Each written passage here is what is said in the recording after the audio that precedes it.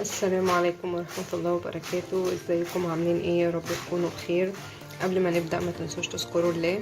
دلوقتي انا هعمل معاكم طريقة الاندومي صحية جدا وافضل من اللي بنشتريه من بره بكتير.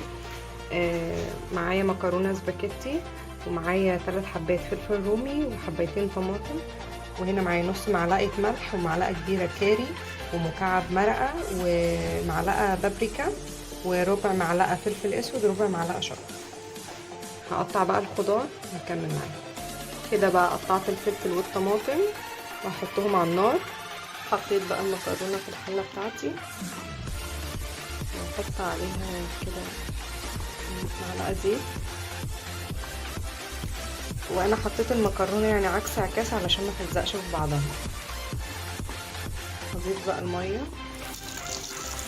انتوا لو بتحبوا المرقة بتاعتها كتير او المية بتاعتها زودوا.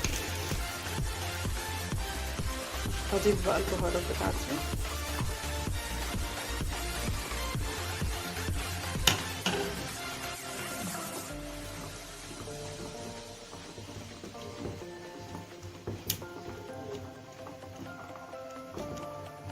هستنى بقى لما تقلب قلبة وهنزل عليها الطماطم والفلفل.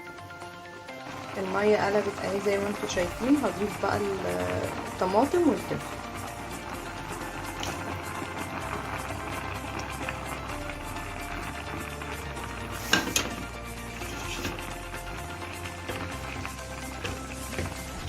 شايفين اصلا من شكلها يعني تفتح النفس، بجد جميلة جدا وصحية وحلوة قوي.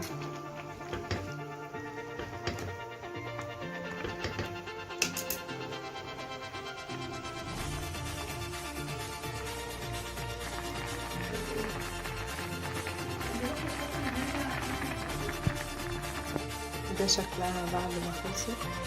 بجد وجبة جميلة جدا ومفيدة وصحية لان فيها خضار. هتعجب اولادكم ان شاء الله، هتعجبكم انتوا شخصيا.